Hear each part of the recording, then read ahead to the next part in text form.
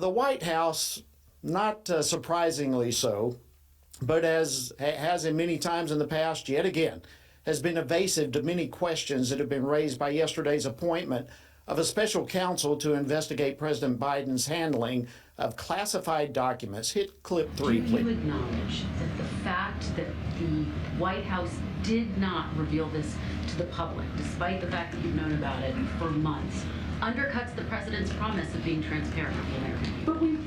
But here's the thing: they were transparent. There was transparency in doing what you're supposed to do when these items were discovered. Not with the American people. Look, I am here standing in front of you answering these questions, right? Wow. That was White House Press Secretary Karine Jean-Pierre. But with former President Trump currently undergoing a similar investigation, I believe the political fallout here is likely going to dominate the headlines in coming weeks. Could President Biden possibly possess even more classified documents than what we already have?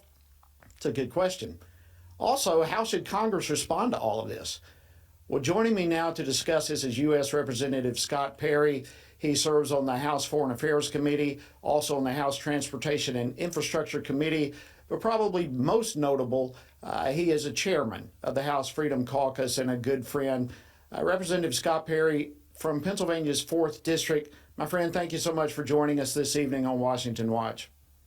Well, Jody, it's great to be with you and the Family Research Council. And I just can't help but thinking that, as the left always does, they act like saying something is the same thing as doing something. So you have the president's spokesperson saying, I'm being transparent with you, and acting like that's following the law or that's actually being transparent. Let's face the facts here. The White House and the executive branch withheld the information regarding the discovery, so to speak, of these documents for a couple months now. Right now, it's mid-January. They found these just prior to the November election. So they're not being transparent, but they're trying to claim they are. And we need to be able to see the difference between actions and words. Deeds speak much louder than words do. And what you see here, Jody, we have talked about this many, many times as colleagues and good friends, is this double standard of justice. One standard for those that are the elites, who are well-connected, who say the right things, and one for the rest of all of America that's out there working hard every day to pay their taxes and follow the rules. And just yet again, we wake up and another example of two standards of justice. Absolutely, you hit it straight on the head, Scott. Well, let me ask your opinion about the appointment of the special counsel. What's your thoughts? That good idea? Is it going to move in the right direction or no? Well, look, the left is already screaming, saying that this guy can't be impartial because he's a Trump appointee. I think his name is Her, and they never cry their eyes out when they use partisan politics to go after Republicans. But now, just with the scent that this guy might have voted the wrong way once in his life, well, he can't be the special counsel for this episode, this chapter in corruption in Washington, D.C. We have to trust that the Justice Department is going to do the right thing on all occasions. And look, I will say that I'm happy that they have appointed a special counsel. It's the right thing to do. Classified documents are nothing to be trifled with. And as a person who has held a top secret security clearance for over 3 decades as a military officer, we know that will be thrown in jail first and questions will be asked later. And somehow, for 6 years, these documents, the ones that we knew of, that we took their word for, that they were doing the right thing, were out in the open for 6 years at the Penn Biden Center, where it was run by the ambassador to the OCE. That guy is, there are foreigners walking in and out of the place all day long. There was no Secret Service protection there. There was no skiff there. There's no protection at all for America's secrets right out in the open. And then we took their word for it. That was all there was. And then a day later, we find more. How do we know how many there are? When is the raid on President Biden's home and surroundings going to happen like it did to President Trump, if we're going to have equal protection and equal application of the law? When is that going to happen? Well, that's a great question, and I did see today it appears that this is going to be the first investigation coming from the House Judiciary Committee, and I'm really thrilled to see that. But look, you're exactly right. The double standard is not only offensive; it's outright wrong. It is a disgrace to justice. And in the Trump situation, of course, we had demands for a special prosecutor, but now all of a sudden, this case with the left appears to be with Biden a nothing burger. I mean, Democrats are saying that the president's been doing right on this issue. In fact, we've got a clip here, Scott. Let me play this from Hakeem Jeffries with an exchange he had just yesterday with a reporter. On the classified documents, we've learned the president was informed of the initial classified documents on the same day they were found more than 2 months ago. Are you concerned the White House didn't disclose this sooner? I have full faith and credit in President Biden. Believe that he's doing everything to take the appropriate steps to determine what happened and how to move forward in a responsible fashion.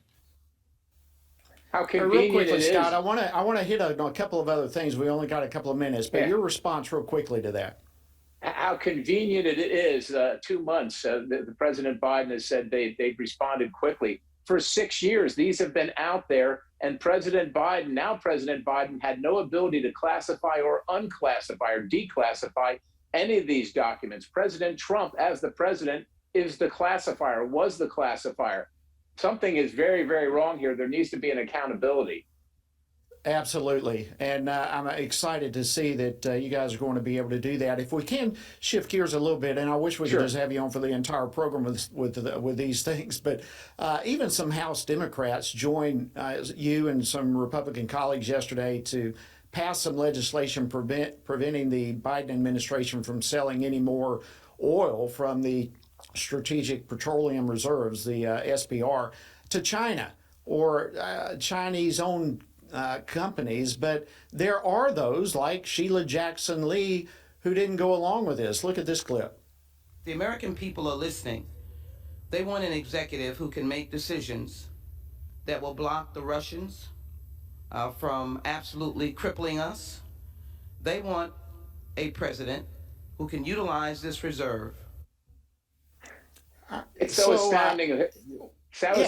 Their hypocrisy. It's so astounding their hypocrisy, Jody. You sat many times like I did and watched it.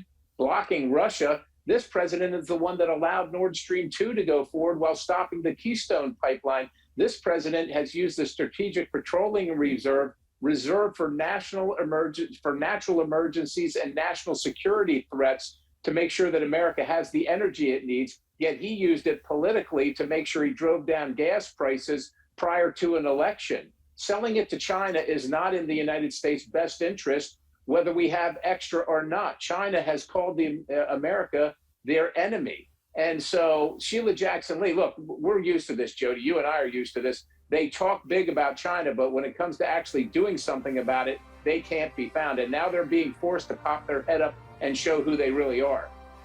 Absolutely. Scott, 30 seconds. Where do you see the House right now with the election of Kevin McCarthy, the negotiations that took place? Are we in a good place? The House is in the strongest position it has been in my lifetime to stop the shenanigans that you and I had to deal with, the 4,000-page, 2 o'clock in the morning, $1.7 trillion dumps. The House is in a position under Kevin McCarthy or anybody else to stand strong and say the end of this nonsense, to let the American people know what we're voting on, not a bill with a million things on it that you feel like you have to vote for to get one thing, and then you have to go explain why you didn't want the other. Scott, we're not going to be able to hide the ball anymore. Yep. Thank you so much, Jody. Scott God Perry, bless thank you so much for joining us.